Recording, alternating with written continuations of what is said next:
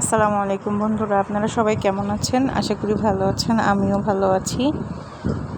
আমাদের বাসার নিচে আর কি একটি পাখির বাচ্চা পড়ে গিয়েছিল তার বাসা থেকে। বাচ্চাটা এত ছোট ছিল, তখন আমার ছেলে তার বন্ধুরা মিলে সে বাচ্চাটাকে উঠিয়ে নিয়ে এসে আমার হাতে দিয়েছিল।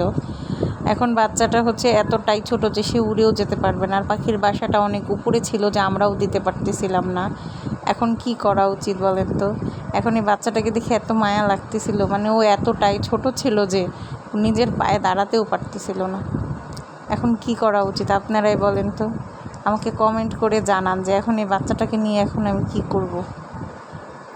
আসলে বুঝেই উঠতে পারতেছিলাম না, ওকে দেখে মায়াও লাগতেছিল, ওর মাকে ছাড়া কিভাবে থাকবে। এখানে এতটা ছোট যে নিজের পায়েও দাঁড়াতে পারে না।